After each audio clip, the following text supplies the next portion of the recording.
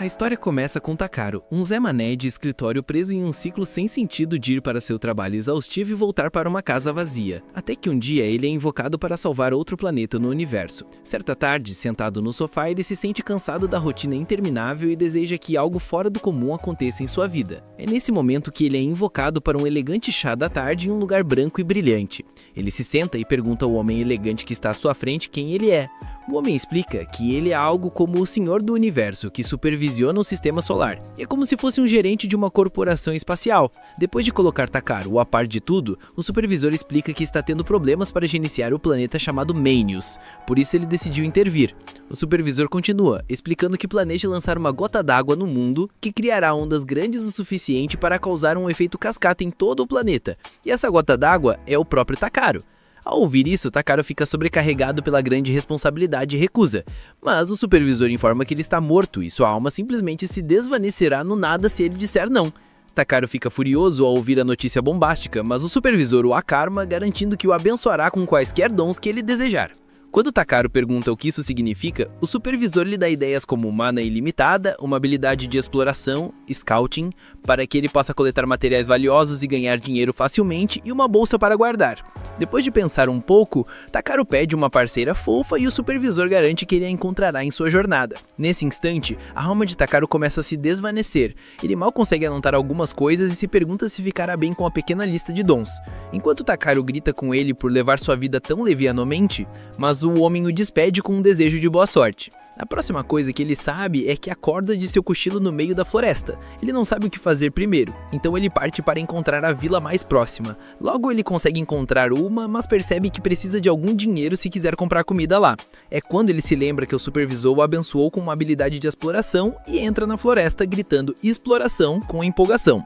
Ele fica instantaneamente envergonhado quando nada acontece e se pergunta se usou a invocação errada. Então ele tenta palavras diferentes até encontrar a certa, e todos os itens colecionáveis a seu redor se iluminam com símbolos. Takaro fica maravilhado com a funcionalidade da habilidade e se pergunta se há uma maneira de obter informações mais detalhadas sobre os materiais. Como esperado, um menu aparece quando ele canta Scan e mostra que a flor em suas mãos é um item de Rank B. Com isso, ele coleta todos os materiais na área e fica um pouco desapontado ao ver que a maioria deles é lixo de nível inferior. De repente, ele nota uma pedra brilhante no meio e acha que ela é bastante bonita. Ele a esfrega como uma lâmpada mágica, mas logo descobre que é um item de Rank S, chamado Martelo e Comedor de Cocô Brilhante. Ele fica bastante desapontado que o melhor item de sua colheita seja fezes de animal, mas decide que já reuniu o suficiente e se dirige à vila mais próxima antes que a noite caia. Na entrada, o guarda fica impressionado com sua altura e pergunta se ele é um guerreiro veterano em batalhas, mas Takaro se apresenta como um humilde coletor. O guarda chamado Marlow explica que a vila não tem nenhuma loja especializada onde ele possa vender seus materiais, mas diz para ele tentar a loja de conveniência. Dentro da vila, Takaro recebe muitos olhares estranhos por causa de sua altura. Logo ele encontra a loja de conveniência, onde um lojista suspeito chamado Jerome pergunta ao cara alto o que ele está procurando. Imediatamente, Takaro pede ao homem para avaliar o magnífico cocô que ele pegou. O lojista fica tão maravilhado com a qualidade que questiona como ele sequer encontrou ele. O homem imediatamente oferece 5 moedas de prata por ele. Mas Takaro fica tímido em perguntar se 5 pratas são suficientes e se pergunta quanto custa uma noite na estalagem. O lojista explica que uma noite custa 5.000 moedas e uma prata vale 1.000, o que o choca, pois isso significa que o cocô vale 50.000 moedas. Com isso, ele fecha o negócio e o lojista fica tão emocionado que até esfrega seu rosto contra o tesouro. Depois disso, Takaro mostra os seus outros materiais e o lojista se pergunta por que ele venderia coisas tão valiosas em um lugar remoto. Quando Takaro explica que é apenas um viajante que coleta itens, o lojista lhe oferece um trabalho arriscado, mas bem pago para coletar minério mithril nas montanhas. A princípio, Takaro hesita, mas concorda em tentar se conseguir um mapa. O lojista deixa cair uma bolsa com 3,5 milhões de moedas dentro e deseja a ele boa sorte em sua jornada, avisando que casualmente pode haver monstros esperando no final. Mais tarde, naquela noite, na estalagem, Takaro se deita na cama, desejando poder tomar um banho quente. Nesse momento, uma empregada fofa bate em sua porta e lhe traz uma tigela de água morna, quase tão pequena quanto ela. Quando ele pergunta como deve tomar banho com aquilo, ela explica que o máximo que ele pode fazer é se limpar, já que só os nobres podem pagar por um banho de verdade. A decepção de Takaro é imensurável ao ouvir isso.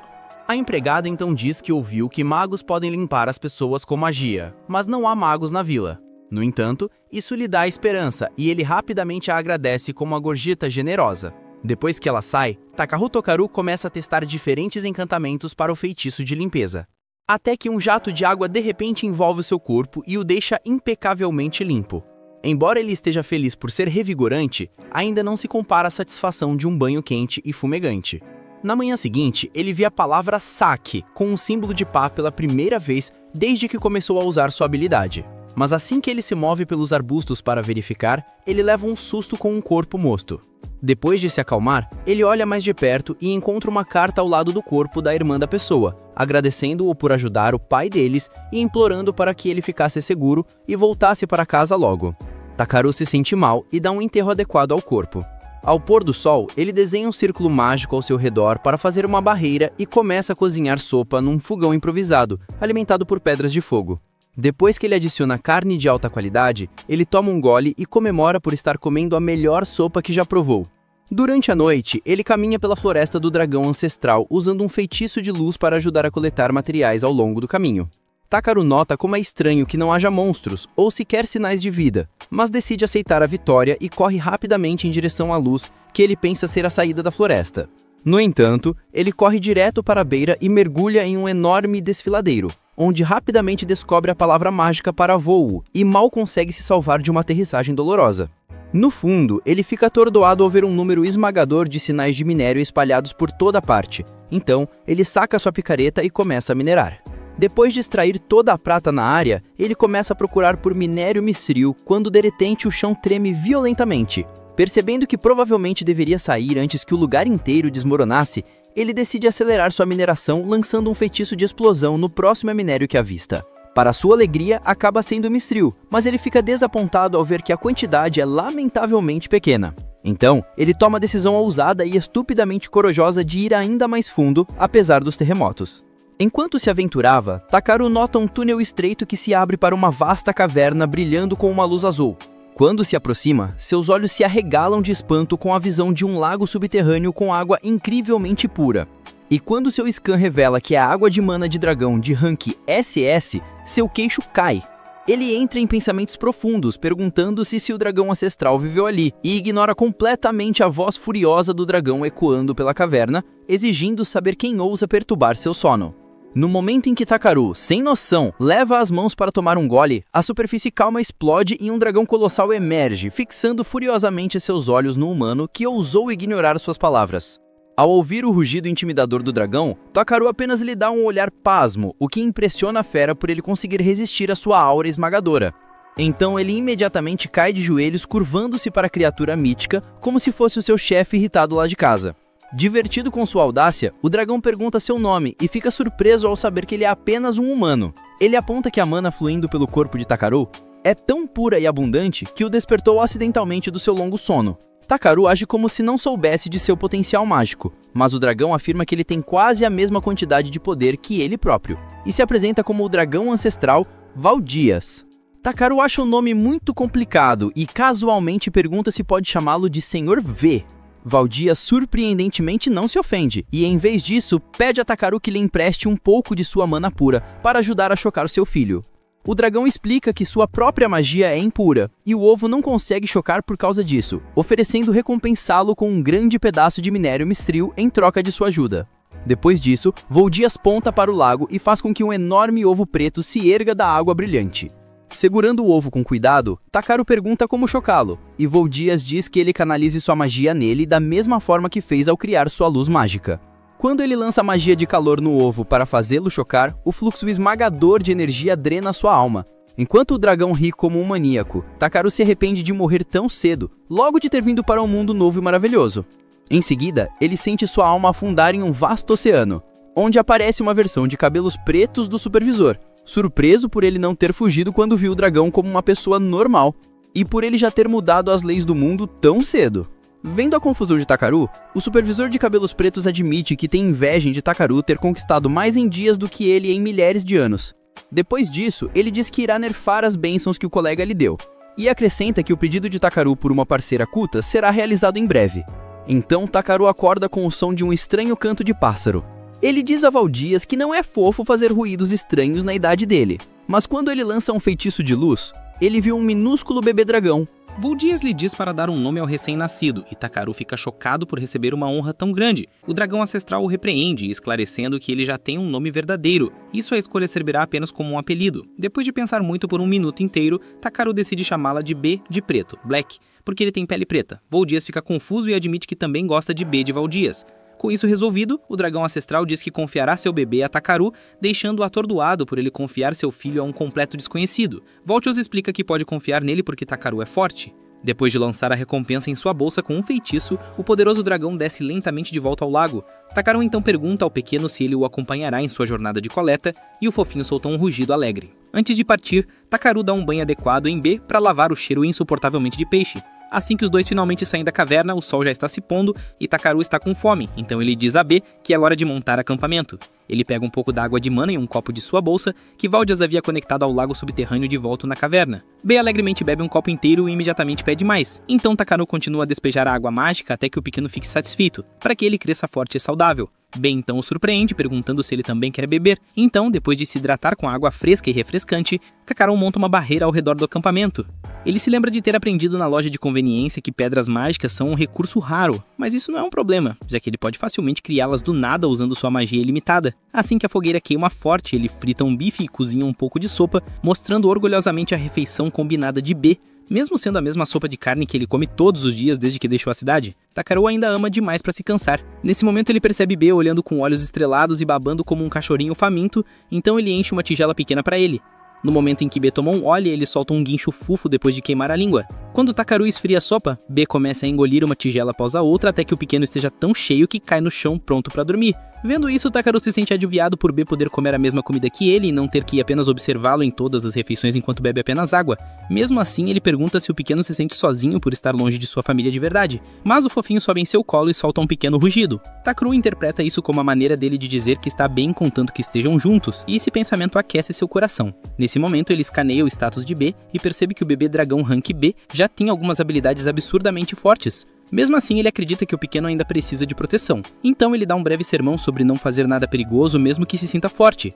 Mas antes que ele possa terminar, B já está cochilando. Nesse momento, Takaru fica um pouco preocupado se esse é o parceiro fofo que ele desejou e se pergunta se o supervisor realmente o pregou uma peça com um parceiro réptil. Na manhã seguinte, ele sobe uma colina íngreme enquanto B voa preguiçosamente atrás dele e ele nota que a floresta escura pela qual ele passou antes não parece mais misteriosa ou perigosa enquanto B voa em direções aleatórias. Takaru começa a escanear a área próxima em busca de novas ervas e materiais.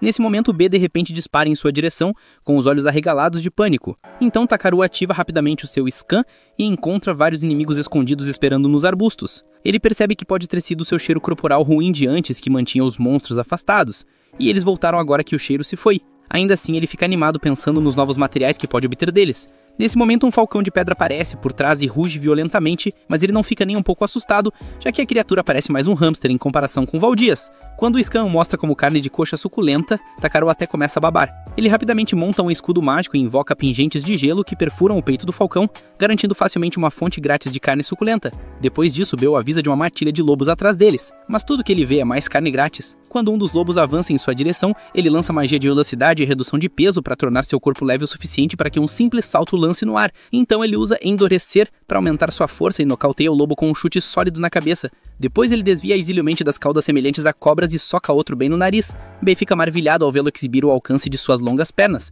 e logo ele acaba com o resto da matilha. Depois disso, Takaru alegremente coleta carne grátis e se prepara para seguir em frente até detectar mais 1000 monstros esperando por ele na floresta. B percebe que ele não tem certeza do que fazer, então o pequeno dragão tenta o seu melhor para levantá-lo no ar. Takaru ajuda lançando redução de peso em si mesmo, mas isso apenas faz com que eles disparem para cima tão rápido que ele grita como um maníaco, chamando a atenção de uma garota lombre próxima.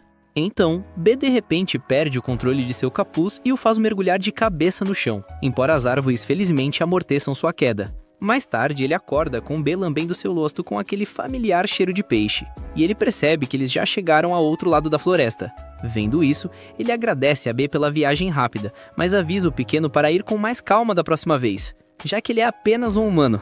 Quando Takaru o elogia, B fica tão feliz que o abraça apertado e acidentalmente o acerta na cabeça bem no fígado. No caminho de volta para a vila, B fica curioso sobre o bastão na mão de Takaru. Então, ele explica que é um galho de hidráceo que ele encontrou em sua bolsa. Ao ouvir isso, o bebê dragão solta um pouco de fumaça mágica nele e o bastão se transforma instantaneamente em um grande cajado de madeira.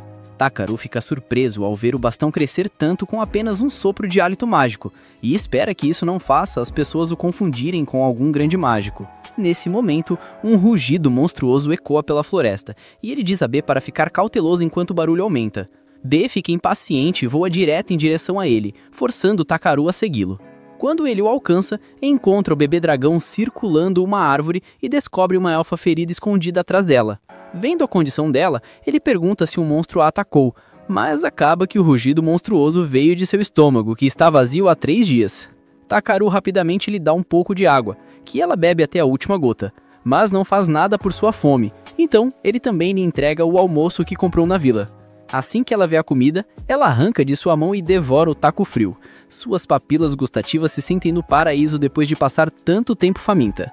Depois disso, ele pergunta por que ela não tem comida, mesmo estando perto da vila, e a elfa responde que estava com muita pressa.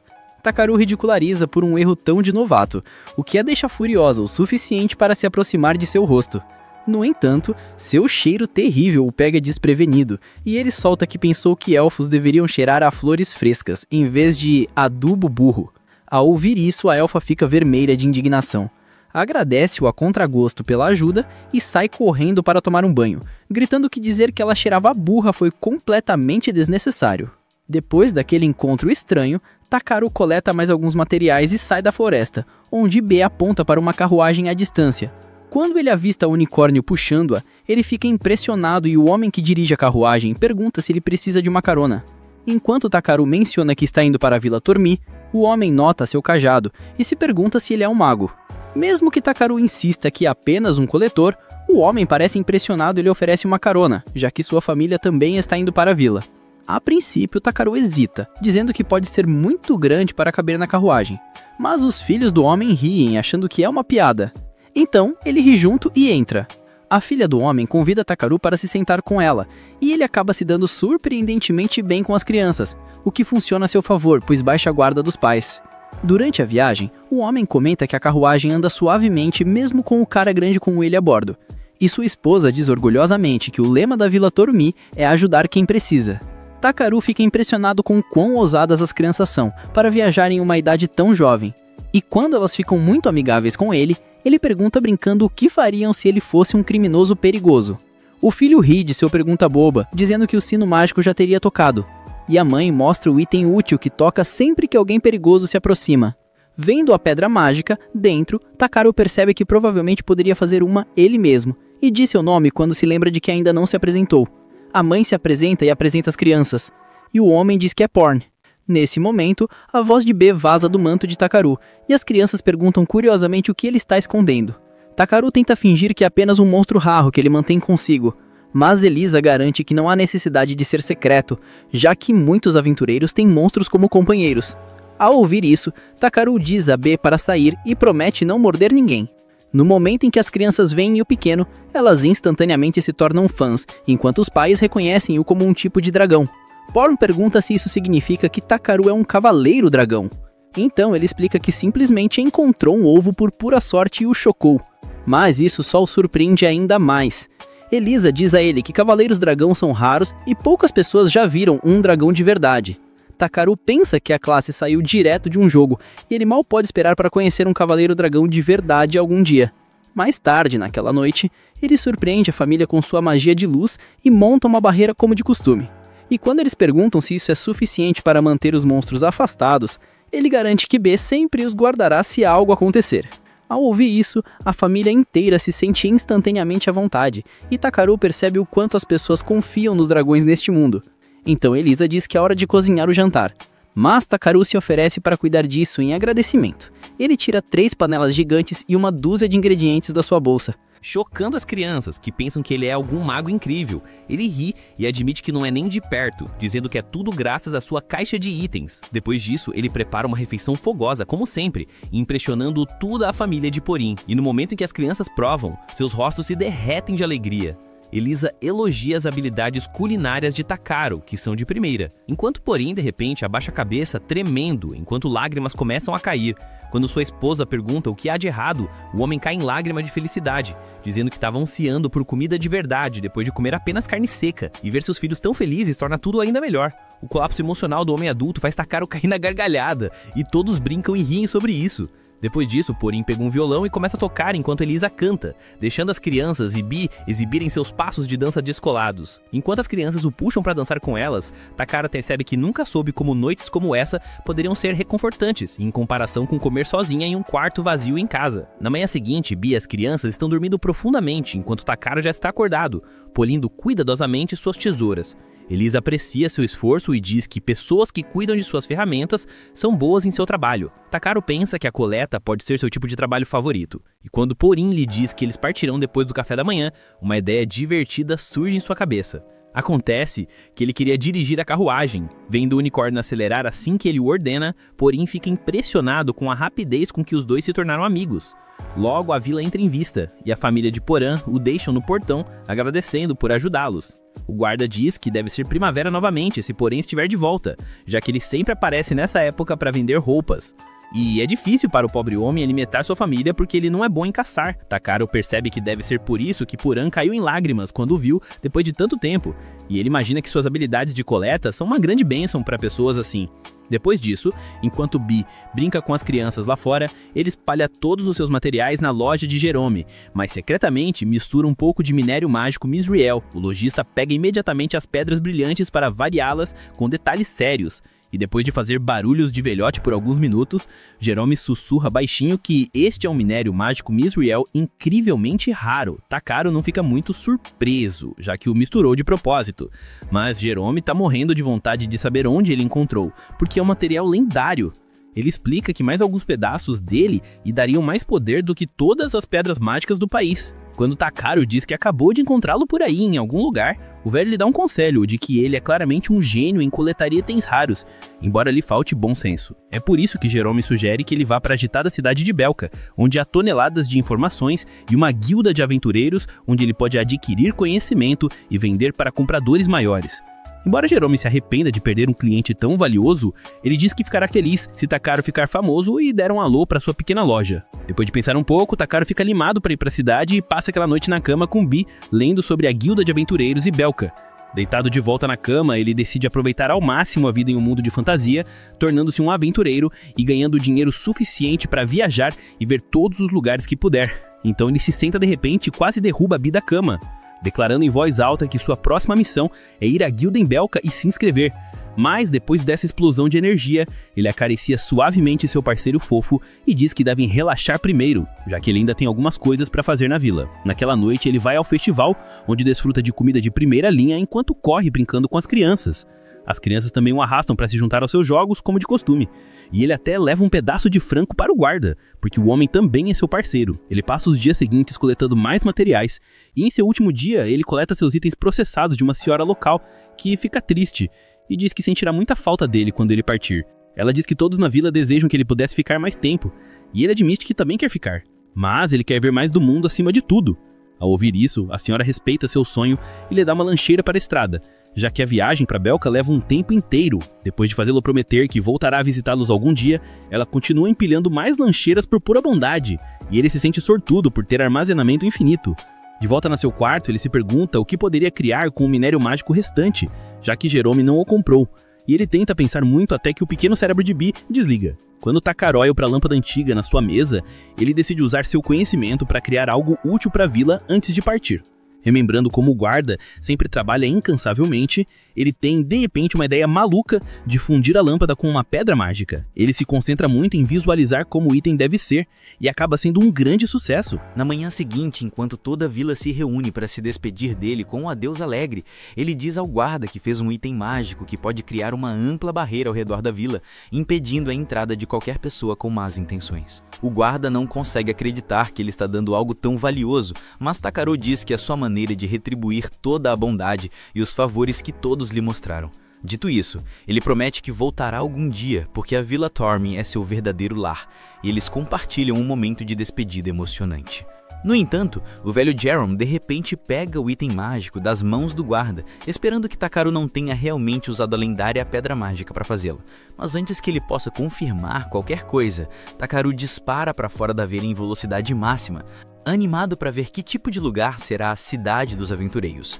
Na estrada para Belson, ele desfruta de uma caminhada tranquila enquanto ouve os adoráveis ruídos de bebê dragão de Bi. Nesse momento, ele avista um monstro caranguejo enorme bloqueando o caminho à frente.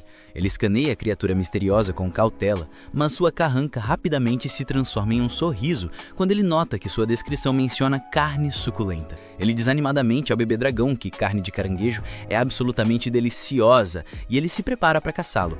No entanto, antes que ele faça um único movimento, Bi voa em velocidade máxima e solta um rugido supersônico que instantaneamente faz o caranguejo cair e espumar pela boca.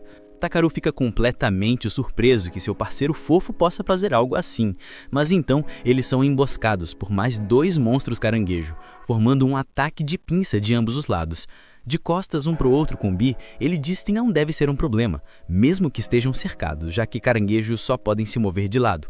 Mas ele entra em pânico total no momento em que vê os crustáceos enormes dispararem reto em sua direção. Pouco antes de os 2 caranguejos colidirem com eles, Bi o levanta no ar e os monstros caranguejos se chocam um contra o outro. Takaru agradece a Bi e se prepara para coletar um pouco de carne de caranguejo. Mas o primeiro caranguejo de repente acorda novamente e avança contra ele. Takaru alegremente prepara seu cajado, vendo o jantar vir direto para ele. Ele o balança para um home run limpo e bate o punho com Bi após seu sólido trabalho em equipe. À noite, ele fatia as patas do caranguejo, joga-as em uma panela gigantesca que ele tirou de algum lugar e aquece um pouco de água junto com um saco de sal para ferver a fina carne de caranguejo. Depois que a carne termina de cozinhar, os 2 praticamente se derretem de felicidade enquanto devoram as suculentas patas de caranguejo. Cerca de um mês depois, Takaru finalmente chega ao seu destino. Ele fica atordoado com a escala massiva e a arquitetura majestosa da Cidade do Comércio, conhecida por abrigar a guilda mais forte de todo o continente. Vendo que os guardas estão inspecionando todos, ele entra na fila e espera poder disfarçar sua caixa de itens como apenas uma bolsa mágica normal. Quando finalmente chega sua vez, a senhora no portão o convida a entrar. Então, ele esconde Bi e entra para responder algumas perguntas enquanto ela verifica os itens que ele está carregando. A guarda pergunta se ele veio para vender materiais, já que parece um coletor, mas Takaru explica que está ali para se tornar um aventureiro. O guarda não fica surpreso, já que Belsin é a cidade do comércio e dos aventureiros, mas ele ainda tem que seguir o procedimento. Então ele pede permissão para inspecioná-lo usando uma ferramenta mágica que detecta indivíduos suspeitos. Quando o guarda termina o scan, nada estranho aparece, e a senhora também confirma que ele está limpo. Isso deixa Takaru curioso sobre como as pessoas comuns veem seu status, então ele usa silenciosamente sua habilidade de avaliação no item mágico, que simplesmente o identifica como um cara que é realmente bom em encontrar materiais de qualidade. Felizmente, isso não revela a enorme lista de bênçãos que o supervisor anotou para ele. Depois disso, o guarda diz que ele está livre para entrar, mas ele pergunta curiosamente o que significa a bênção do dragão. Takaru decide ser honesto e diz a Bi para sair. Ambos os guardas se iluminam instantaneamente quando venceu o adorável pequeno parceiro, mas o guarda sugere que ele coloque algum tipo de marca ou etiqueta em Bi para que todos saibam que o dragão pertence a ele. Ao ouvir isso, Takaru de repente se lembra do colar que ganhou das crianças da vila e coloca cuidadosamente na cauda do bebê dragão, o que o pequeno parece gostar muito. Em seguida, eles dizem a Takaru que eles irão relatar ao prefeito que um dragão está na cidade, mas não deve ser um problema desde que se comporte. A senhora dá as direções para a guilda dos aventureiros, enquanto o guarda abre o portão e o recebe calorosamente em Belka. Quando ele sai do túnel escuro e entra na cidade aberta, ele fica completamente maravilhado com o cenário de fantasia vibrante diante dele. Sem perder um momento, ele segue direto para o grande edifício marcado por uma placa chique. Vendo que Takaru timidamente espiar e entrar pela porta da frente, uma garota coelha chamada Eriana o cumprimenta e lhe dá as boas-vindas a Europa, a guilda conhecida por deixar quase qualquer um entrar. Ela se apresenta como recepcionista e pede para ele preencher suas informações no formulário de registro. Enquanto Takaru percebe que consegue ler as palavras e se pergunta como escrever, seu nome traduz magicamente sozinho. Ariana fica surpresa ao ver que ele se registrou como um coletor de materiais e pergunta se ele tem alguma experiência real em batalha. Takaru diz que derrotou todos os tipos de monstros, de pássaros a caranguejos, mas ela pergunta ceticamente se ele tem alguma prova real. Ele avisa que tem um muito grande no bolso, mas ela o subestima e lhe diz para tirá-lo.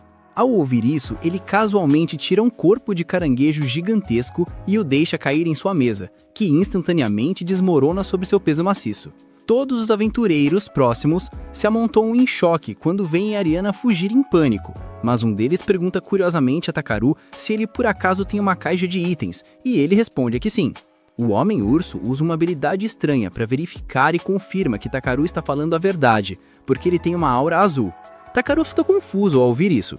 Então, o Homem-Urso explica que usou Apple, uma habilidade de detecção que mostra que alguém é azul se não for encrenqueiro. Dito isso, o Homem-Urso garante a Ariana que não há problema em negociar com ele. Mas Takaru o corrige, dizendo que não veio para vender nada. Ele realmente quer se tornar um aventureiro, e aquele caranguejo gigante é apenas seu jantar. Seu gosto ridículo por comida deixa todos sem palavras. Mas o Homem-Urso rapidamente deixa isso de lado e pergunta se ele está viajando sozinho. Takaru diz que também tem um parceiro, e a expressão de todos muda no momento em que veem que ele tem um dragão como companheiro. Percebendo que as pessoas já estão olhando para Bi com inveja, Ariana rapidamente o puxa para uma sala privada. Lá, ela carimba seu formulário e lhe entrega uma pulseira de rank F, explicando que a política padrão para todos os iniciantes começar de baixo. Vendo isso, Bi abana um rabo alegremente, já que suas pulseiras combinam agora, e os dois batem os pulsos juntos para celebrar seu início oficial como aventureiros. No dia seguinte, Takaru apresenta os pertences do aventureiro morto, cujo corpo ele encontrou na floresta perto da Vila Tori. O nome do garoto era Belhand, e Takaru ouviu na guilda que ele estava em uma missão para ganhar dinheiro para o remédio do seu pai.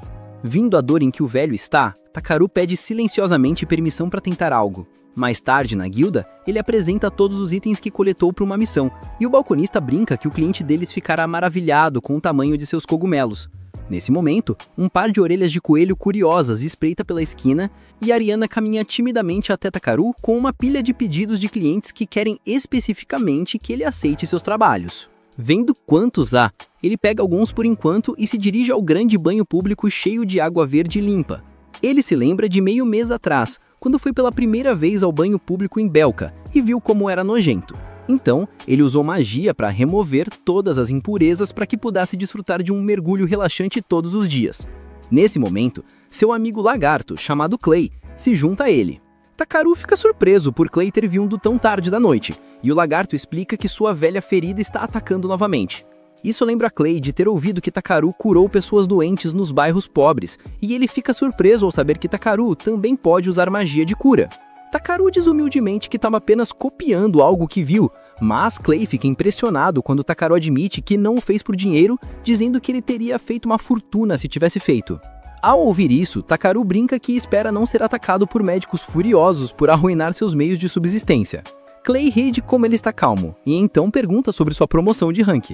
Quando Takaru diz que não tem intenção de promoção e prefere ficar discreto, Clay lhe diz para ser mais egoísta na vida e aprender um pouco de bom senso sobre como o mundo funciona. No dia seguinte, ele vai à guilda para receber seu pagamento, e o balconista tenta educadamente convencê-lo novamente a subir de rank.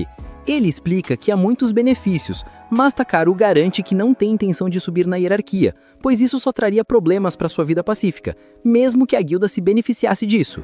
Enquanto ele deseja silenciosamente que seus dias lentos e tranquilos permaneçam assim, um homem irrompe pela porta principal e grita que há um ataque de goblins. A guilda entra em ação instantaneamente, recrutando todos os aventureiros de rank D e acima para defender, mas Takaru sai casualmente porque é apenas um inocente rank F e sem negócios no campo de batalha. No entanto, quando a mestra da guilda flagra ele saindo escondidas, ela imediatamente diz a Takaru que ele também tem que se juntar. Na reunião de estratégia, a mestra da guilda explica que os goblins avançarão para Belsim pelo sul, então é trabalho deles garantir que nenhum sequer atravesse a ponte sobre o rio. Em meio à multidão de homens apaixonados, Takaru se sente como um estudante de artes preso no meio de um time de futebol americano do ensino médio. Do nada, o Homem-Fera ao lado dele começa a zombar dele por ser inútil rank F e diz para ele ficar fora do caminho deles. Logo depois disso, a mestra da guilda pergunta a Takaru se ele é a estrela em ascensão que o avaliador mencionou e o elogia por receber elogios de alguém que quase nunca fica impressionado com ninguém. Depois disso, a reação calma de Takaru para a habilidade de intimidação da mestra da guilda só faz o homem ganhar mais respeito por ele. E, para surpresa do Homem-Fera, a mestra da guilda diz que Takaru tem alto potencial. Ao sair, a mestra da guilda lhe diz que tem certeza de que Takaru pode se proteger no campo de batalha e o ordena cuidar daqueles que precisam de proteção. Vendo a mestra da guilda recrutar um rank F pela primeira vez em sua vida, Missalei se desculpa pelo pedido egoísta da mestra da guilda e lhe deseja boa sorte com entusiasmo. Ela se apresenta como uma usuária de magia de cura e fica toda animada para trabalhar junto com ele e deixar a mestra da guilda orgulhosa. Mas ele lhe diz com um sorriso constrangido que ficar muito animado pode ser perigoso às vezes. Na manhã seguinte, Missalei começa a chorar ao mero avistar um monstro-pássaro. E quando ele lhe diz para se acalmar, ela acaba tendo um ataque de pânico completo. Takaru percebe que precisa acalmar a chorona se quiser paz de espírito, então ele segura seus ombros firmemente. Missalei se recusa a admitir que está assustada e Mazeli lhe diz que ele é um desastre emocional que está tremendo da cabeça aos pés antes mesmo dos goblins atacarem. Ele lhe dá o conselho de simplesmente se concentrar em curar os feridos e fazer seu trabalho corretamente, porque ela estará perfeitamente segura e longe da batalha. Dito isso, ele a assegura de que não há nada de errado em estar com medo, porque é completamente normal. E o medo é o que lhe dá força para revidar e fazer o que for preciso para sobreviver. O discurso digno de Oscar de Takaru instantaneamente faz a pequena garota se iluminar, e ela promete dar o seu melhor. Vendo tudo isso, Clay se aproxima dele com um sorriso presunçoso e repete as próprias palavras de Takaru de volta para ele, apenas para provocá-lo. Takaru mantém o que disse com orgulho, e Clay deixa claro que ficou genuinamente maravilhado ao ver Takaru fazer um discurso motivacional tão apaixonado. Mudando de assunto, Takaru pergunta a Clay por que ele não está na vanguarda. E Clay responde que não consegue se mover de forma confiável em dias úmidos como este por causa de suas velhas feridas. Takaru se lembra das enormes marcas de garras em suas costas e pergunta se elas são a causa, o que realmente abala Clay por dentro. Depois de ficar em silêncio por um momento, Clay fica surpreso que Takaru seja o único que nunca o envergonhou por ter uma cicatriz nas costas como o guerreiro, já que elas são geralmente um sinal de fugir como um covarde. No entanto, Takaru considera a possibilidade de ele as ter conseguido enquanto protegia alguém. E, mais importante, Clay ainda está vivo, então ele pode continuar protegendo outros com sua vida. Clay sorri maravilhado com seu pensamento sábio e fundamentado. Logo depois disso, eles ouvem uma sirene que sinaliza monstros passando pela linha de frente. Então ele rapidamente pega a sua lança e diz a Takaru que tem que ir. Takaru questiona como ele fará isso quando o mal consegue se mover em tempo chuvoso por causa de sua ferida. Mas Clay jura protegê-lo mesmo que isso custe sua vida. Com isso, ele parte para a linha de frente. Takaru então observa Missalei tranquilizando um soldado ferido enquanto cura, mesmo que estivesse chorando momentos atrás. Nesse momento, ele se lembra da ordem da mestra da guilda, dizendo ele para proteger o que é precioso para ele. Então, ele pega seu cajado e cobre todo o acampamento em uma ampla barreira. Em seguida, ele diz a Missalei para se cuidar enquanto ele vai procurar por Clay. Na linha de frente, todos os soldados estão fazendo o seu melhor para conter a gigantesca horda de goblins avançando da névoa. Enquanto isso, Takaru corre em uma velocidade anormalmente rápida e para diante de um grupo de goblins bloqueando seu caminho. Ele usa a magia de endurecimento para tornar seu soco forte o suficiente para esmagar um goblin em um rochedo distante, mas isso machuca seriamente sua mão. Ainda assim, ele sabe que tem que fazer algo em breve, então ele pede a Bee para assumir o controle. Todos os aventureiros se abaixam para se proteger enquanto Bee lança um Pikachu e frita todos os goblins com um ataque de relâmpago em cadeia. Com isso, Takaru pergunta aos irmãos Fera, Diego e Orold, por que foram empurrados para trás com tanta facilidade, e os irmãos explicam que uma espécie de alto escalão chamada Sargento Goblin apareceu do nada. Eles também mencionam que conseguiram sair graças a Clay, mas não têm ideia de onde ele está agora. À medida que começa a chover, Clay continua matando goblins para a direita e para a esquerda, até que sua lesão ataca novamente, fazendo ele cair. O raio de Bee o salva bem a tempo e quando ele avisa Takaru que ele não deveria estar na linha de frente, ele dá um tapa onde dói e joga suas próprias palavras de volta para ele. Enquanto discutem sobre quem deve recuar primeiro, o Sargento Goblin aparece e salta sobre os dois com força aterrorizante. Os dois ficam cercados pelos lacaios do sargento e Clay diz a Takaru que fuja quando ele abrir uma brecha. Vendo que Clay não tem planos de recuar, Takaru pergunta se a lesão é uma lembrança de algo precioso para ele. Quando Clay confirma com raiva que é apenas uma marca de seus passados enganos, Takaru faz Bee fritar todos os goblins ao redor deles, joga seu cajado pro seu parceiro e rapidamente pega um pote de water de mana de dragão para despejá-lo nas costas de Clay. Clay fica confuso enquanto Takaru tenta encontrar o encantamento para cura permanente. Assim que ele diz as palavras mágicas, a lesão de Clay começa a se fechar e seu corpo começa a se transformar. Takaru assiste maravilhado quando o lagarto diante dele se transforma em um homem de dragão e cresce quase o dobro do seu tamanho, parecendo ter retornado ao auge absoluto da sua juventude. Depois disso, Clay rasga a horda de goblins com suas garras nuas como uma tempestade furiosa e elimina todos os goblins no momento em que o sol nasce. Enquanto Clay ri alto como um completo maníaco, a mestra da guilda se aproxima de Takaru e pergunta se ele é quem curou o Clay. Ela também diz que ouviu sobre como Takaru fritou todos os goblins com sua poderosa magia mais cedo. Rotor então pede a Takaru para confessar quem ele realmente é. E quando Takaru insiste que é apenas um amigável coletor de materiais Rank F, a mestra decide deixar pra lá e promete recompensá-lo adequadamente por sua ajuda. Mais tarde, na estalagem, Clay o visita de surpresa e Takaru fica feliz em ver o grandalhão saudável novamente. No entanto, Clay insiste com raiva que ele definitivamente não está normal, porque ainda se sente estranhamente aceso por dentro. Quando um homem-dragão grita com ele para explicar o que diabos ele fez, Takaru responde que simplesmente usou magia de cura junto com um pouco de água mágica imbuída com a mana de um dragão ancestral, cujo nome ele não consegue se lembrar, e que por acaso também é pai ou mãe de Bi, ou algo assim. A explicação deixa Clay completamente sem palavras e ele pergunta por que Takaru usaria algo tão incrivelmente precioso nele. Então, Takaru explica que era uma emergência real na época e ele fez o que tinha que fazer. Quando Clay então pergunta como ele pode usar magia de cura avançada, ele afirma que tinha uma imagem detalhada em sua mente e seu vasto conhecimento do corpo humano tornou a magia bastante eficaz. Isso faz Clay se perguntar quem Takaru realmente é. A pergunta repentina faz Takaru entrar em pânico, já que ele não quer perder sua vida pacífica revelando sua verdadeira identidade, mesmo que o supervisor nunca o tenha impedido de fazê-lo. Para sua surpresa, Clay não pressiona por respostas e caminha silenciosamente em direção à porta. Ao sair, Takaru diz que confia em Clay e revela que na verdade veio de outro mundo. O Dragonete, Homem-Dragão, sorri com sua honestidade antes de ficar completamente em branco em confusão. Takaru tenta explicar o conceito de reencarnação para ele e Clay fica chocado que um garoto tão jovem já tenha visto a morte uma vez. Depois disso, Takaru explica toda a sua história. E mesmo que Clay ache inacreditável, ele não tem escolha a não ser aceitar. Já que a magia de Takaru não apenas o curou, mas o evoluiu de um lagarto para um dragonete, que são os nobres ancestrais de sua espécie. Enquanto Clay está feliz, ele também está aterrorizado com um poder esmagador que o fez perder o controle de si mesmo.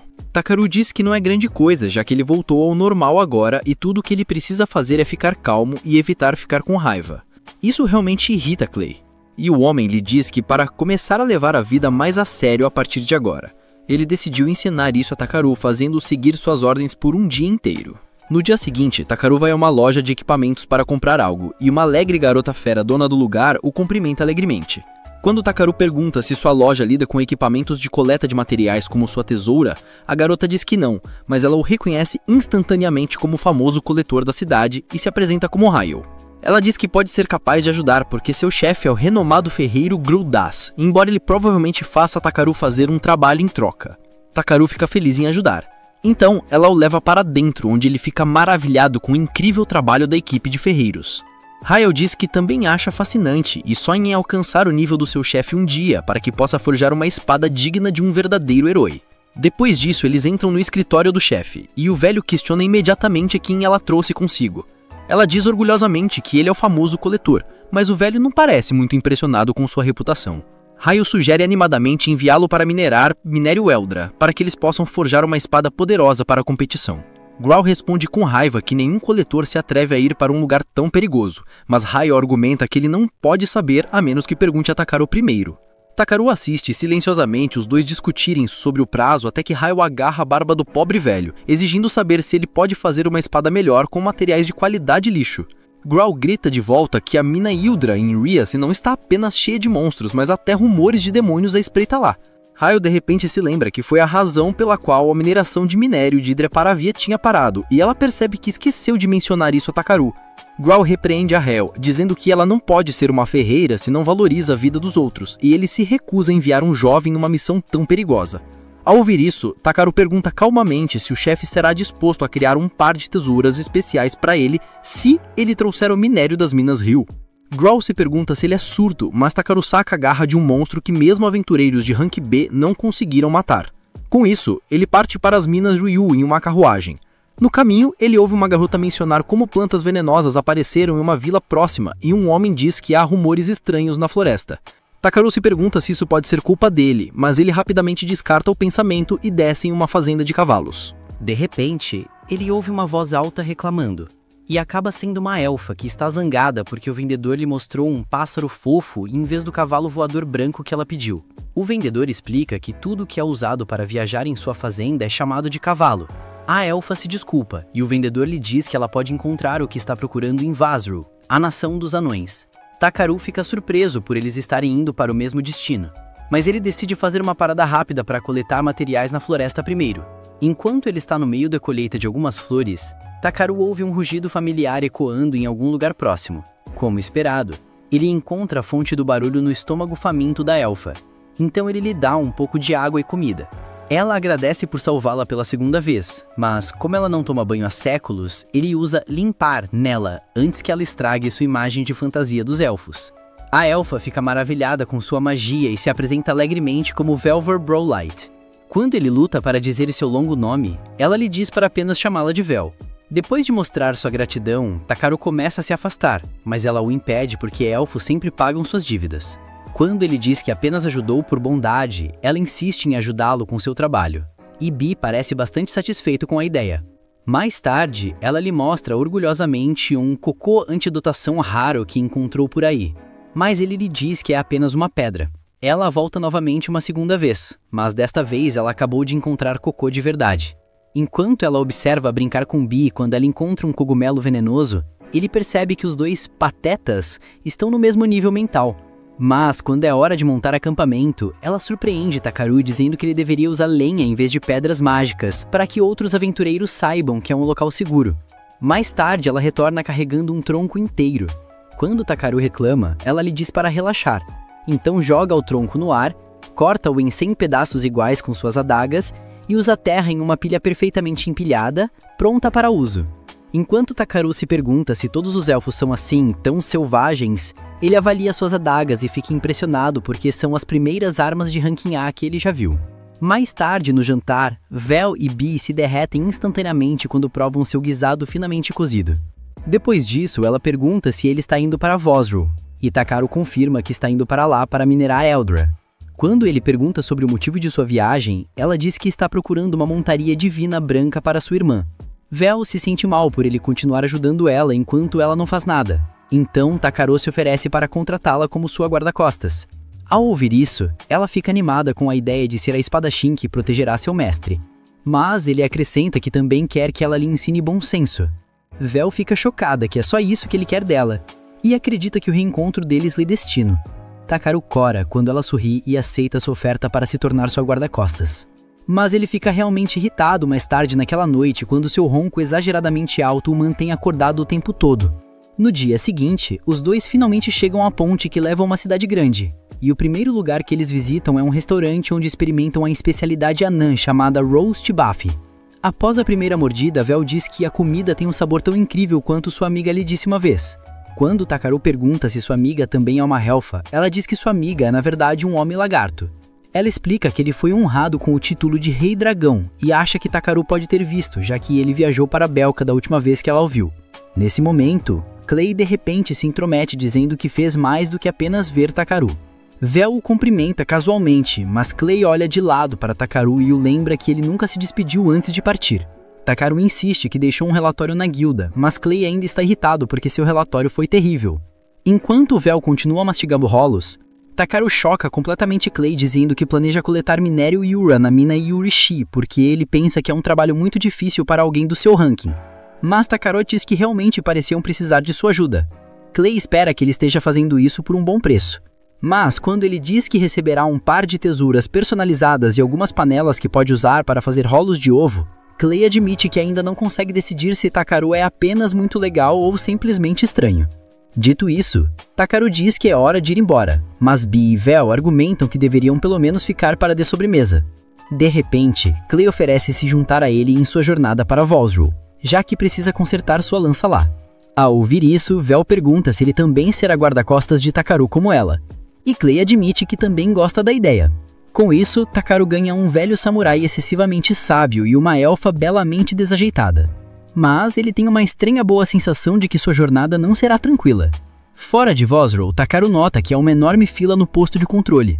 Mas Clay consegue uma entrada especial para eles, porque disse ao guarda que veio encontrar um velho amigo seu. O guarda os guia para dentro enquanto explica a história de Vosrow, que foi originalmente construída em cima de uma mina de ferro, mas agora é uma cidade subterrânea lindamente construída. O grupo fica maravilhado com o grandioso local e o guarda diz a Clay que o próprio rei deseja se encontrar com ele em breve. Quando Takaru pergunta curiosamente se ele é realmente amigo do rei, Clay admite sem jeito que é verdade, para o bem ou para o mal. O guarda menciona animadamente que Clay salvou o país da ruína há muito tempo quando derrotou o rei do trovão rugidoso Zengun. No entanto, Clay o corrige, dizendo que não é bem verdade, porque os anões estavam muito fracos naquela época. Então, um demônio os forçou a pagar tributo regularmente. Mas esse mesmo demônio voou e desapareceu quando viu Clay. O guarda mostra orgulhosamente a todos a enorme estátua que parece Godzilla, com o nome de Clay gravado na parte inferior, feita para celebrar seu ato heróico, o que realmente envergonha o velho tímido. Mais tarde, no castelo do Rei Anão, Clay começa reclamando da estátua gigante feita dele, enquanto os dois discutem como crianças pequenas. Takaru se apresenta educadamente ao rei e o rei lhe diz para dispensar as formalidades e dizer o que veio fazer.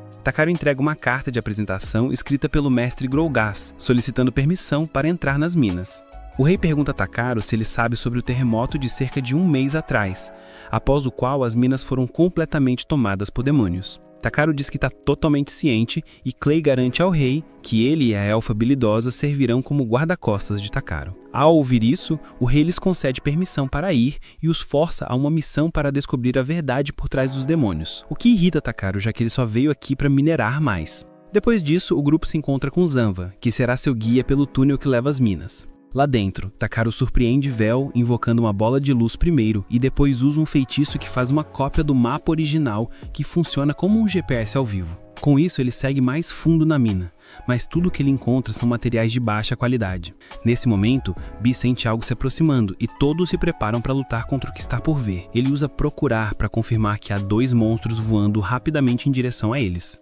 Clay crava sua lança no primeiro, enquanto Takaru paralisa o segundo, deixando Vel cortá-lo com suas adagas. Mesmo coberta de sangue de monstro, ela pula para cima e para baixo animadamente, perguntando a Takaru que tipo de magia ele acabou de usar. Mais fundo na mina, ele sente a pressão mágica ficando mais forte e caminha até um beco sem saída porque consegue sentir Yuhit, que é uma versão pura e mais forte do minério Yldra. Depois que ele diz aos outros para ficarem para trás porque ele quer minerar usando seu próprio método, Takaru endurece as paredes ao redor dele e lança bolas de fogo que explodem no impacto bem no centro. A explosão espalha cristais de Yuhit por todo o chão e os Zonga não conseguem acreditar que eles descobriram uma veia inteira do material raro. No entanto, a celebração deles é interrompida quando Bi começa a fazer barulho e todos ouvem o som de passos pesados se aproximando. Zoma entra em pânico porque é um demônio, então Takaru diz a Clay e Vel para deixá-lo cuidar disso. Clay o avisa que ele não tem ideia do que o inimigo é capaz, mas Takaru se adianta silenciosamente e afirma que sua presa chegou. Clay grita que é um demônio, mas Takaru e Bi começam a babar porque faz muito tempo desde que comeram patas de caranguejos suculentas pela última vez. Observando os dois, empolgados com a ideia de comer o monstro, Clay lembra Takaru e Bi de levarem a coisa a sério. Ele avisa que o caranguejo é um monstro perigoso de alto nível, então não é para brincadeira. Contudo, Takaru insiste para ele se afastar. Decidido a caçar a própria comida, enquanto o monstro ataca, Takaru pede a Bi para lhe dar cobertura enquanto ele faz seu movimento. Ele usa um feitiço rápido e endurecedor em seu corpo para aprimorar suas habilidades e em seguida avança contra o caranguejo. Clay e Brolite chegam a pensar que o caranguejo vai devorá-lo, mas Bi emite uma onda sonora estridente que atordoa um monstro.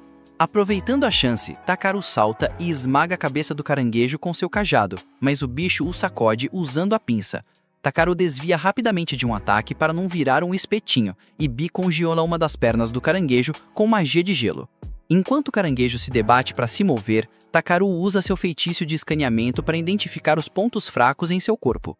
Após achá-los, ele invoca um monte de agulhas de gelo para perfurar a carapaça dura. Ao liberar as agulhas, elas se lançam no corpo do caranguejo e o congelam por inteiro, transformando-o em uma escultura de gelo. Enquanto Takaru presta seus respeitos ao caranguejo morto, Clay questiona por que ele está lutando sozinho em vez de com a equipe. Takaru se desculpa e explica que estava com medo de que atacassem com muita força e destruíssem a preciosa carne. Clay fica surpreso que ele estava pensando em cozinhar o monstro desde o início, mas lembra a Takaru que ele deveria ser seu guarda-costas. Takaru tenta se justificar, dizendo que estava apenas tentando facilitar as coisas, já que é mais experiente em lidar com caranguejos. No entanto, Clay diz que ele não deveria ficar tão empolgado em um ambiente imprevisível. Ele garante que nem ele nem Brolight iriam contra os desejos de Takaru, e pede para ele confiar neles pela segurança de todos. Por fim, Takaru admite seu erro e pede desculpas. Então, Clay dá um tapinha em seu ombro e pede para ele recolher a carne do caranguejo. Depois de coletar a carne do monstro, Takaru também pega todo o minério mágico da área. Ele, porém, sente a presença de mais tesouros nas proximidades e avisa a Zambo que os anões poderão minerados futuramente. Zambo, o anão, chora de emoção e agradece Takaru pela grande ajuda. Ele se pergunta se finalmente está causando as mudanças que o gerente do espaço disse que ele faria no mundo. Em seguida, Brolight e Clay começam a voltar. Takaru decide que continuará fazendo o que bem entender, contanto que as mudanças sejam boas para as pessoas ao seu redor. Ao retornar à cidade anã, Takaru informa o rei que derrotou o monstro. O rei se surpreende e Zambo confirma que eles realmente venceram o temível demônio. Ele pede a Takaru para mostrar os restos do monstro. Takaru então retira a escultura gigante de caranguejo e a coloca bem no meio da corte. Com o peso da escultura, o chão treme, mas o rei se levanta e admira o monstro. Ele parabeniza Takaru por exterminar a fera em nome de seu reino e oferece uma recompensa. Takaru, no entanto, pede apenas para levar o corpo do caranguejo para casa. O rei se surpreende com o pedido simples, mas permite que Takaru o leve. Enquanto o grupo volta para casa, Brolight fica feliz que o rei lhes deu 3 milhões de Raves como recompensa pela missão de qualquer forma. Takaru, por sua vez, nem liga para a nova riqueza, só consegue pensar no delicioso sashimi que fará com a carne do caranguejo. Clay cutuca Takaru por estar babando como um idiota e pensando em fazer uma nova tesoura de coleta com a dura carapaça do caranguejo. No dia seguinte, Brolight recebe um lindo cavalo branco preparado pelo rei anão. Clay também recebe uma lança consertada. Brolight monta no cavalo para entregá-lo à irmã. Takaru pergunta se ela está partindo e ela acena que sim, dizendo que nunca conseguirá retribuir por toda a ajuda dele. Ele diz que não quer nada em troca, enquanto Clay lembra que a carruagem deles também chegou. Logo, Brolight voa em seu novo cavalo e parte. Takaru e Clay voltam para casa na carruagem. Ao retornar à guilda, Takaru percebe Ariana postando novas missões no quadro. Ela o cumprimenta e pergunta por que ele está com Clay, assumindo que formaram uma equipe. Clay explica que estão juntos temporariamente, mas ainda não decidiram se separar. A notícia empolga a menina coelho, que começa a pular de alegria antes de sair para relatar a união ao mestre da guilda. Depois que ela se afasta, Takaru se pergunta por que Clay está o seguindo. O homem lagarto diz que, embora saiba que Takaru é uma pessoa misteriosa com poderes extraordinários, ele só quer ficar por perto para ver do que ele é capaz. Takaru se sente estranho por ter que compartilhar seus segredos com outra pessoa, mas confia em Clay para ser um bom membro da equipe. Após discutirem um pouco, eles decidem formar uma equipe de verdade e a chamam de Azure Ebony, ébano azul celeste. Mais tarde, Takaru leva um pouco de Ildrite de alta qualidade para Gralas, que subitamente começa a tremer ao segurar o minério. Takaru pensa que o anão está desapontado e se pergunta por que ele não gostou da qualidade superior. Ele chega a pensar que materiais de alta qualidade podem ser difíceis demais para Gralas. Mas, de repente, tanto Grafas quanto Ribble começam a chorar de alegria por terem a chance de trabalhar com o minério dos sonhos. Ribble agradece Takaru pela generosa ajuda, e Grafas diz que nunca viu tanto Ildrite em seus mais de 120 anos de vida. Vendo os anões tão felizes, Takaru se sente aliviado por eles terem gostado dos materiais. Mesmo sabendo que o Ildrite é de alta qualidade, teria sido inútil se fosse muito difícil de processar para eles. Ribble, no entanto, diz que não tem dinheiro para comprar um material tão valioso. Takaru então a lembra de que basta fazer a tesoura de coleta, o que já será o suficiente para ele. Mesmo assim, ele pede para eles se concentrarem primeiro em criar a espada para a competição. Um mês depois, o mestre da guilda, Wade, diz a Takaru que Elgrão escreveu uma carta para convocá-lo. Enquanto Takaru pega a carta, Clay percebe que é da nobre família Lucubet, da qual o senhor da cidade de Belcaim descende. Clay explica que o senhor da cidade é, na verdade, o lorde de todo o território Lucubet, uma região inteira que inclui a cidade de Belka. Vendo que o lorde do território tem um status elevado, Takaru acha que será muita dor de cabeça lidar com ele. Ele diz a Wade que estará com dor de barriga no dia seguinte e, portanto, não poderá encontrar o lorde. O mestre da guilda, no entanto, pede para ele não se preocupar, pois o Lorde Belminante é um cara tranquilo. Finalmente, Takaru decide olhar a carta e descobre que Belminante convidou a equipe de Clay para sua propriedade para dar uma recompensa pelo desempenho dele nas planícies de Stave. Enquanto Clay se surpreende por ser motivo do convite, Takaru acha que o senhor da cidade está apenas usando a recompensa como desculpa para encontrá-lo. Clay concorda, pensando que o senhor da cidade só quer ver Bi, o bebê dragão. Ao ouvir isso, Takaru instantaneamente fica protetor com Bi, mas Wade o tranquiliza, dizendo que o senhor da cidade não o roubará. Clay também afirma que simplesmente deixaria Bel cair se o senhor da cidade se revelasse uma pessoa tão má. Por fim, Takaru decide confiar o suficiente no senhor da cidade para ir vê-lo com Clay. Pouco tempo depois, eles partem para a mansão do senhor da cidade em uma carruagem. Enquanto a carruagem se afasta, todos os habitantes da cidade olham boquiabertos para o luxuoso veículo. Takaru se pergunta por que todos estão tão impressionados. Clay explica que poucas pessoas conseguem ver um nobre de alto escalão como Lorde. Ele também revela que se uma pessoa conseguir o apoio do senhor da cidade, instantaneamente subirá em força e status, mesmo que seja fraca. Takaru concorda com a cabeça, entendendo. E logo eles chegam à mansão. Ao olhar pela janela da carruagem, Takaru se choca ao ver um castelo luxuoso, maior do que jamais imaginou. Depois que saem da carruagem, o mordomo chamado Raymond os recebe. Takaru e Clay os seguem enquanto ele os guia pela casa. Na entrada, fileiras de criadas cumprimentam os convidados. Enquanto caminham mais para dentro da casa, uma garotinha corre de repente em direção a Takaru. Ela olha para Bi, acha que ele é meio engrafado e de repente exige que Takaru lhe entregue o dragão. Takaru recusa e ela fica chocada.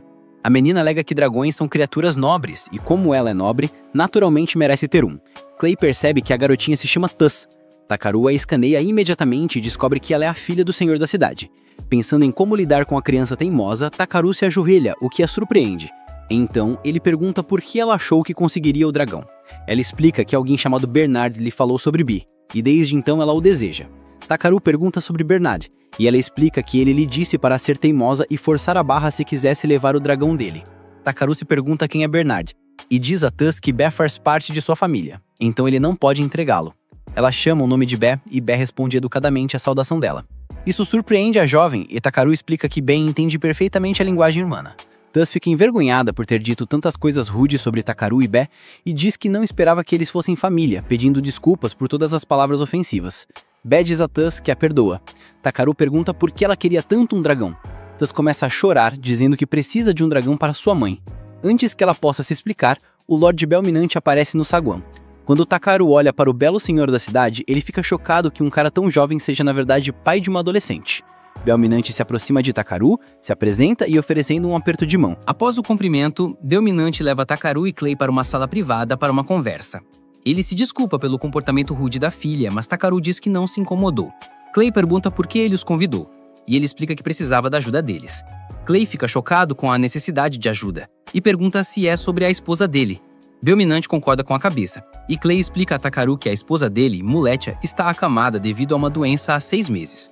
Belminante explica que ouviu rumores de que Takaru curou uma doença incurável de um estranho nas favelas. Por isso, ele o convidou para pedir assistência. Takaru suspira sabendo que é culpa dele que os rumores se espalharam, e Belminante implora por sua ajuda. Pensando em seus poderes de cura, Takaru se lembra de que ele literalmente transformou o corpo inteiro de Clay. Então fica com medo de machucar Madame com a dosagem errada. Belminante então conta a Takaru que Tuss queria um bebê dragão por causa da mãe dela. Isso confunde Takaru. Belminante explica que Tuss logo partirá para estudar na capital real, e ela queria um animal de estimação fofo para fazer companhia à mãe enquanto ela estiver fora. Clay se emociona com a bondade da garotinha, então começa a encarar Takaru, fazendo-o perceber que não tem escolha a não ser ajudá-los. Takaru concorda em ajudar, mas ainda tem medo de se meter em encrencas e acidentalmente machucar a esposa de um nobre. Finalmente, ele pede a Belminante para ver a esposa, e ele os leva alegremente para o quarto dela. Após anunciar a chegada deles, ele abre a porta e os conduz para dentro. O quarto está escuro, e Takaru nota imediatamente a má ventilação. Quando Muletia pergunta ao marido por que ele veio, Takaru fica chocado ao ver como ela parece doente. Antes de iniciar o diagnóstico, ele pergunta a Belminante se pode acender a luz do quarto. No entanto, Belminante explica que a esposa não suporta a luz do sol, então mantém um quarto escuro para ela. Takaru concorda com a cabeça, se aproxima da madame e usa seu escaneamento para verificar o status dela. Belminante pergunta se a doença dela é curável. Takaru diz que pode controlar as dores nas articulações da senhora e outros sintomas. No entanto, ele fica confuso com a doença de envenenamento por ivor, pois nunca ouviu falar de tal enfermidade antes. Vendo Takaru perdido em pensamentos, Clay pergunta se há algo errado. Takaru diz a Belminante que precisa de sua total confiança antes de iniciar o tratamento. Maletia então diz que só quer recuperar forças suficientes para poder segurar a filha novamente, mesmo que não consiga uma recuperação completa. Ouvindo as palavras comoventes da esposa, Belminante implora para Takaru ajudá-la. Takaru concorda com a cabeça, preparando-se para iniciar o procedimento. Clay imediatamente pergunta se ele usará o mesmo método de cura super poderoso de antes, mas Takeru recusa. Aquele feitiço consome muita mana, e no estado fragilizado de Muller, usá-lo agora poderia ser fatal. Para evitar o pior, ele decide tratar os sintomas primeiro, começando pelos olhos dela, que estavam extremamente sensíveis, doendo até com a luz do sol entrando no quarto. Takeru foca o feitiço de cura nos olhos, aplicando-o com extrema cautela. Ele se certifica de não usar muita mana de uma só vez, pois isso também machucaria a paciente. Após um período de tratamento, ele pede para Muller abrir os olhos. Ela o faz lentamente e... incrível! A visão dela estava muito melhor.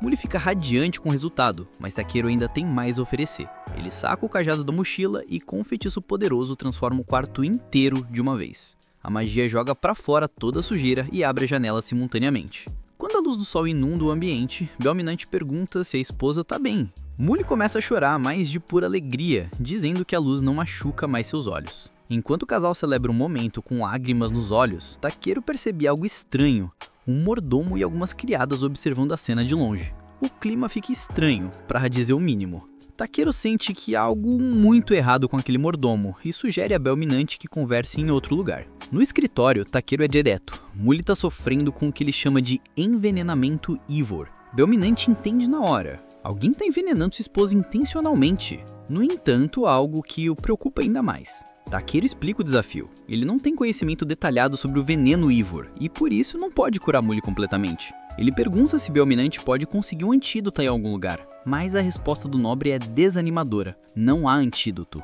O veneno Ivor é uma substância ancestral, considerada perdida no tempo, e o conhecimento sobre a cura se perdeu junto. Takeru, com sua sagacidade, argumenta: se alguém consegue produzir o veneno agora, o conhecimento ainda existe. Precisamos tentar recriar essa substância para achar o antídoto. Clay comenta que eles nem sequer sabem quais ingredientes foram usados.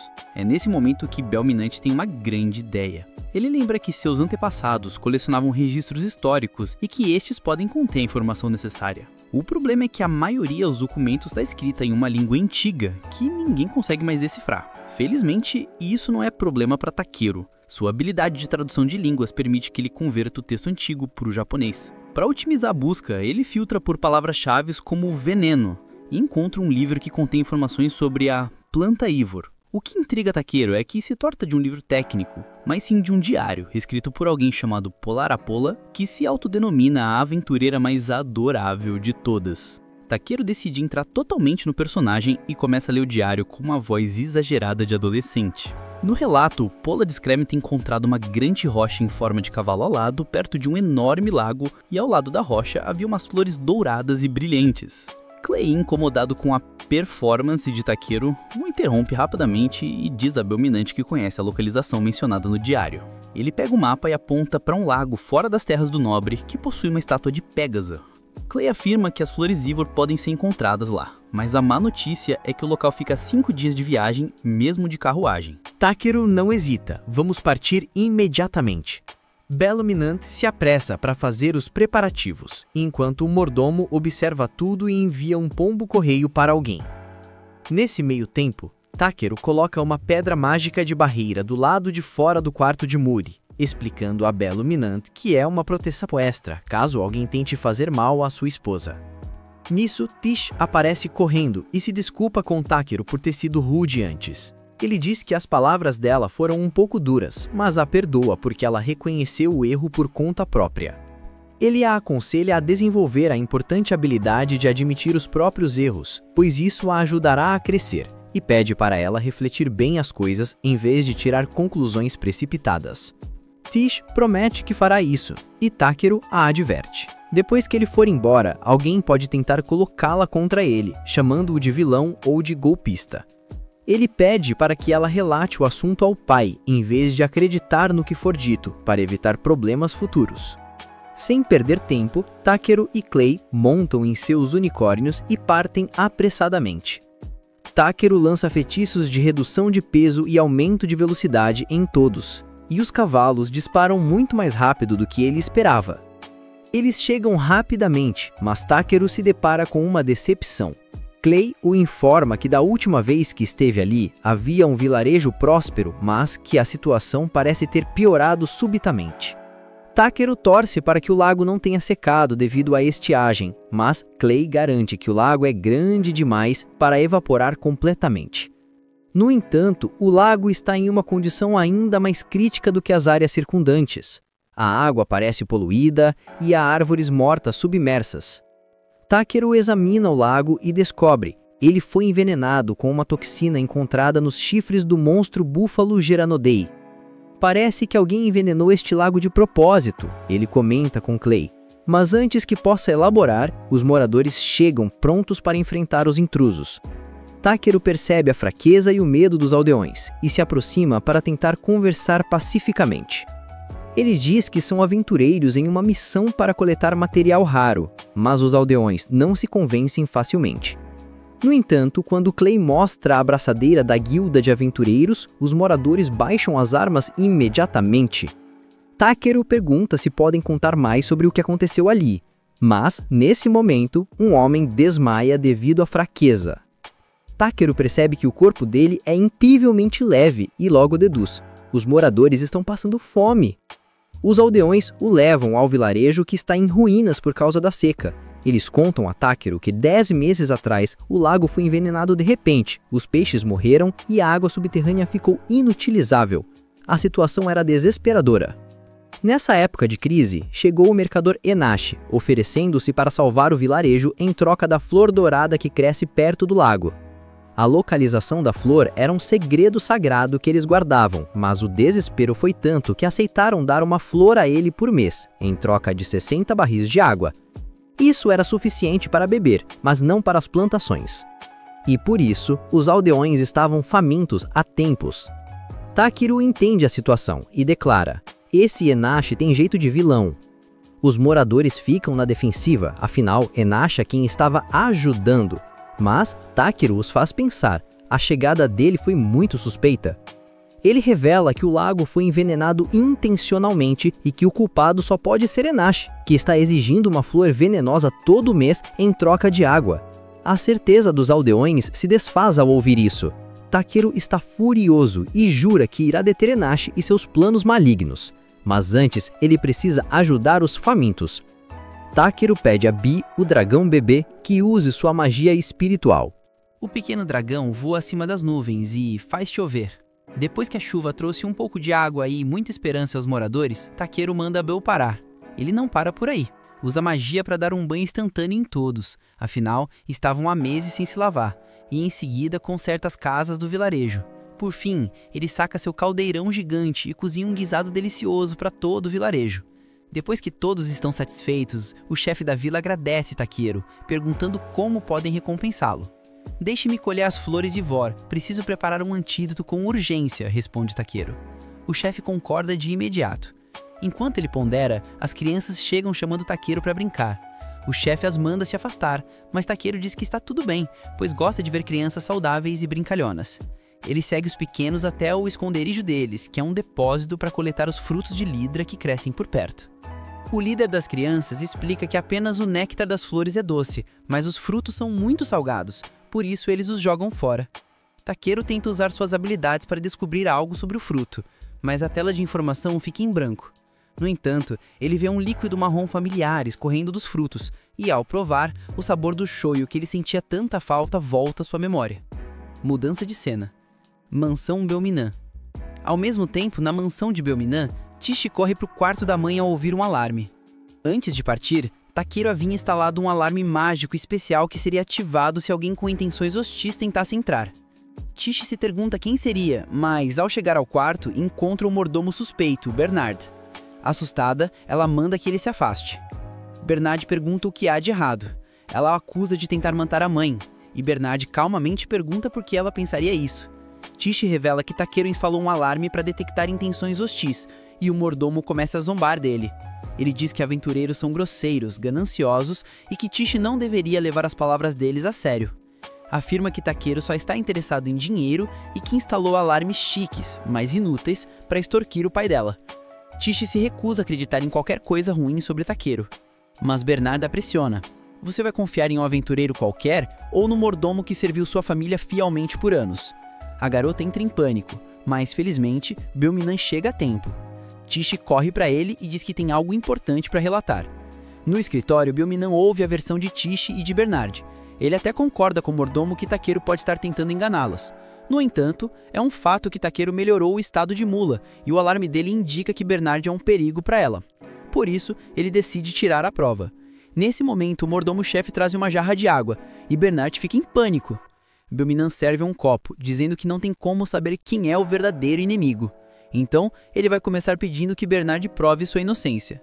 Ele manda que o Bernard beber essa tal água especial que ele sempre trazia, alegando que isso aceleraria a recuperação de mula. Bernard começa a ficar nervoso. Belminan então espirra água no rosto dele.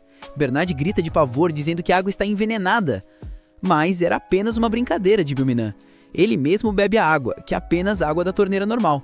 O veneno que Bernard estava dando à mula já havia sido selado. Belminan ordena que os guardas levem o criminoso. Em seguida, o mordomo-chefe lhe entrega uma carta que acabou de encontrar no quarto de Bernard. Belminan fica chocado. A carta está escrita em código e ele percebe que quem está por trás disso é muito inteligente. Ao mesmo tempo, o mercador Inashi chega ao vilarejo, batendo na porta do chefe. Um dos moradores atende e se choca ao ver o mercador, que diz ter vindo buscar a flor mais cedo. O morador primeiro avisa que o chefe está em um passeio com alguns aventureiros, e então lembra que a flor é venenosa. Ele diz a Enashi que não vão mais entregá-la. O mercador estava preparado para isso. Ele chama seus capangas e manda que resolvam a situação rapidamente. Enquanto isso, o chefe do vilarejo guia Takeru e Clay por uma caverna secreta, levando-os ao local onde as flores Ivor douradas crescem, bem ao lado da estátua de Pégaso. Takeru, nosso protagonista, está calmamente analisando a flor. O scanner dele solta um alerta. O jardim de Ie é protegido por uma fera lendária. Ele fica super surpreso com essa informação. O vovô-chefe, com sua calma, explica. O nome da fera é Hofbalnar, guardiã da vila, que o salvou do temido demônio do lago muito tempo atrás. Ao mencionar um mito que diz que as flores de Ie nasceram das lágrimas de Hofvalnir, Takeru se questiona. Puxa, será que é correto levar flores tão valiosas assim? O chefe assente, dizendo que não se importa. Você é o salvador da nossa vila, por isso pode ficar à vontade. E pegue a Havor. Takeru agradece a permissão e... Clec! Corta a flor com sua tesoura. Ele fica super animado, pensando em fazer logo o antídoto e provar a fruta de soja que encontrou. Mas a euforia é interrompida. Um aldeão chega correndo em pânico, avisando sobre um ataque. Takeru, Clay e o vovô correm de volta para a vila, encontrando um cenário de devastação, tudo em chamas, os prédios destruídos, além de qualquer reparo. Takeru, rápido, manda a Via apagar o incêndio, enquanto Clay corre para evacuar todos os aldeões. Após um esforço exaustivo, conseguem salvar todos e apagar as chamas. Um aldeão informa Takeru que, felizmente, ninguém se feriu gravemente. No entanto, Takeru se sente péssimo com as perdas da comunidade. O aldeão explica a confusão. Isso aconteceu logo depois que o tal do Ingashi, o comerciante, nos visitou. Ele conta que o povo se recusou a entregar as flores venenosas de Ie, e o comerciante enlouqueceu, ateando fogo em tudo. Takeru cerra o punho de raiva. Nesse momento, o vovô-chefe percebe. Gonça desapareceu. Takeru se lembra do menino que lhe mostrou o esconderijo secreto. Uma senhora conta o que houve. Os capangas de Ingashi sequestraram Gonça e fugiram na direção do lago.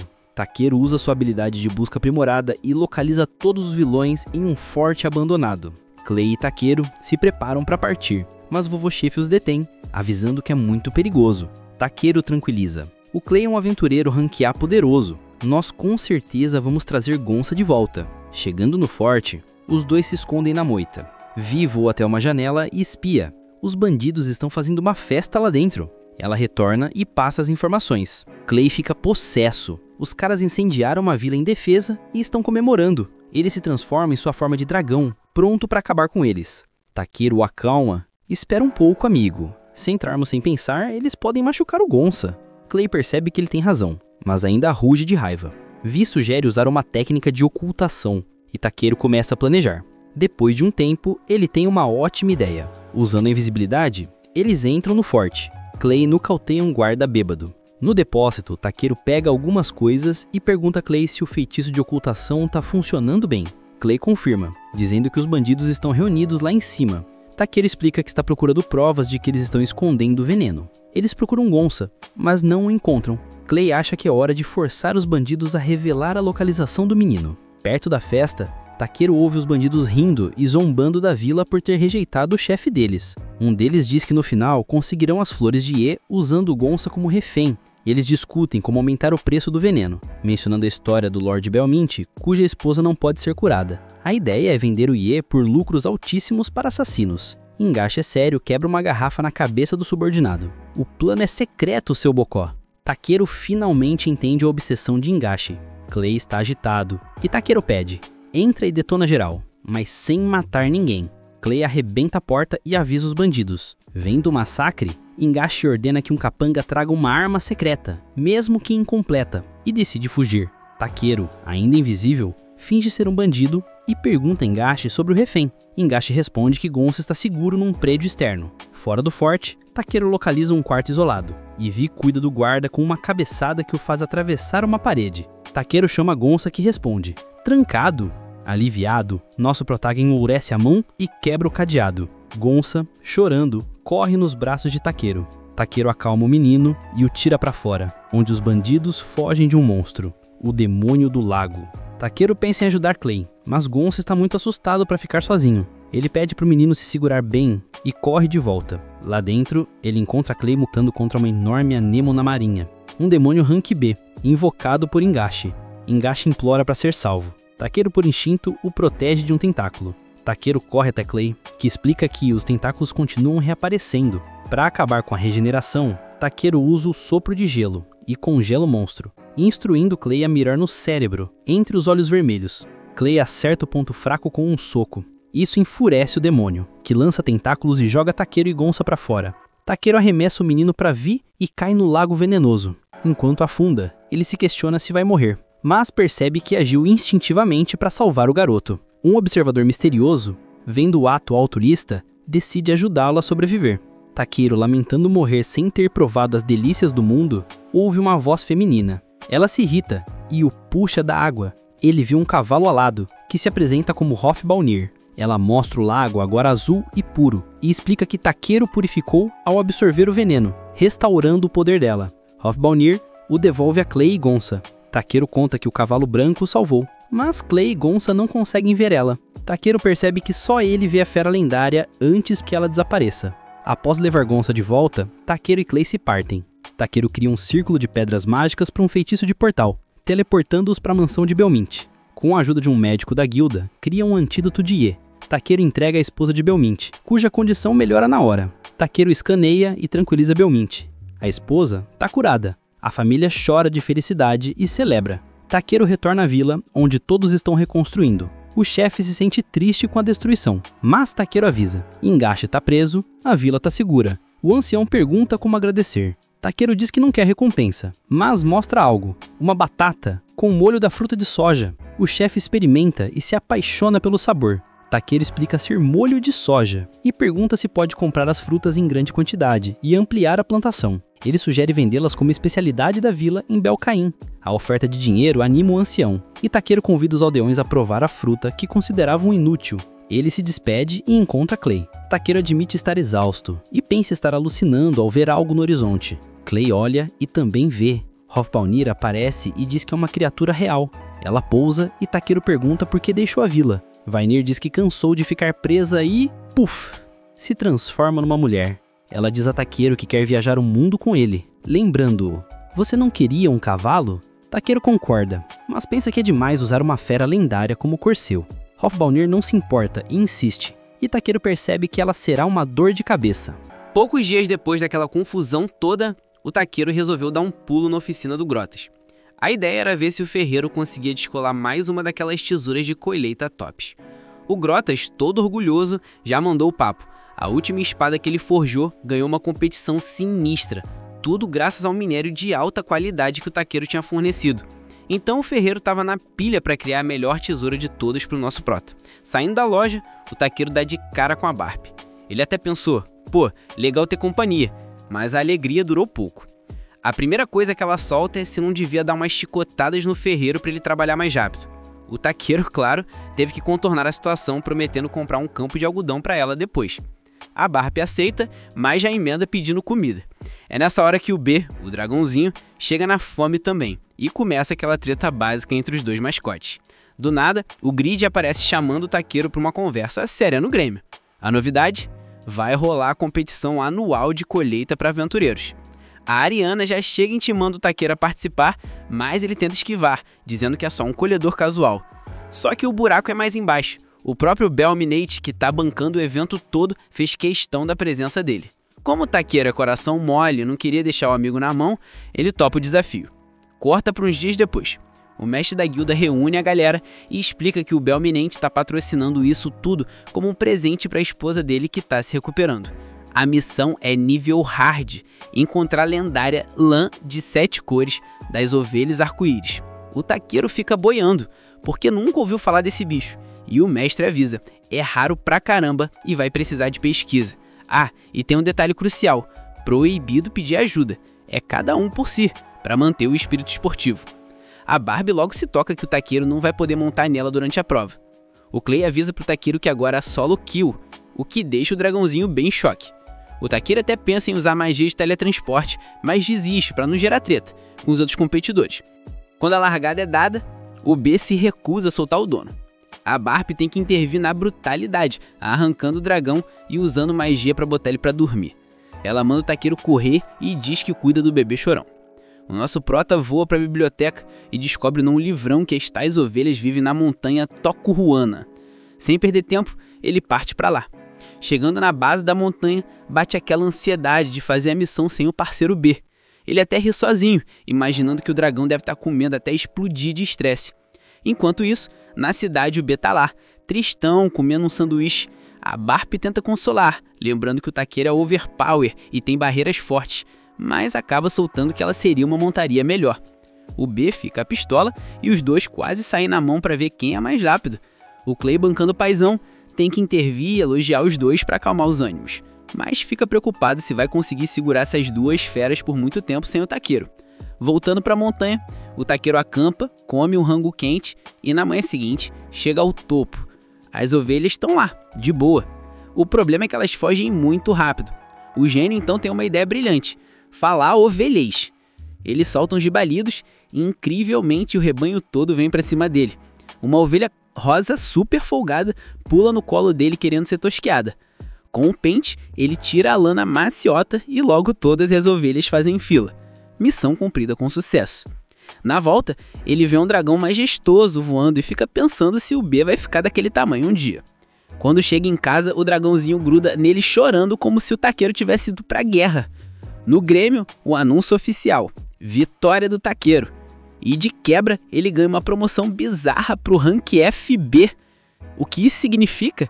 Que ele pode pegar missões do Rank F até o Rank B, seja de aventura ou de colheita. O mestre da guilda dá um conselho de ouro: mano, não entrega coisa cara por preço de banana, senão tu quebra o mercado. Ele quer garantir que o taqueiro seja valorizado. O taqueiro fica meio assim de assumir tanta responsabilidade, mas com o Clay e a Barbie botando pilha, ele aceita o anel do novo rank. Mas a paz dura pouco. A Ariana entra correndo avisando que um gussano da floresta, um minhocão gigante, apareceu na estrada principal. Como agora o taqueiro é o cara, ele e o Clay partem pra briga. Chegando lá, o monstro sai da terra, gigante, parecendo um prédio. Eles se preparam para o combate, mas ouvem uma voz familiar lá do topo do bicho. É a Brolite. A elfa tá montada na minhoca gigante como se fosse um pônei. Ela desce toda feliz para cumprimentar, mas o cheiro tá insuportável. O taqueiro não pensa duas vezes e lança um feitiço de limpeza nela e no monstro. O minhocão se assusta com o banho e se enterra de novo. A Brolite explica que trouxe o bicho da terra dela para ser a montaria do taqueiro. Ele educadamente recusa. Quem quer montar numa minhoca gigante, né? Ele leva ela para a cidade para conversarem. No caminho, ela conta a fofoca completa. A irmã dela, a Luticara, que é sacerdotisa, fugiu da vila.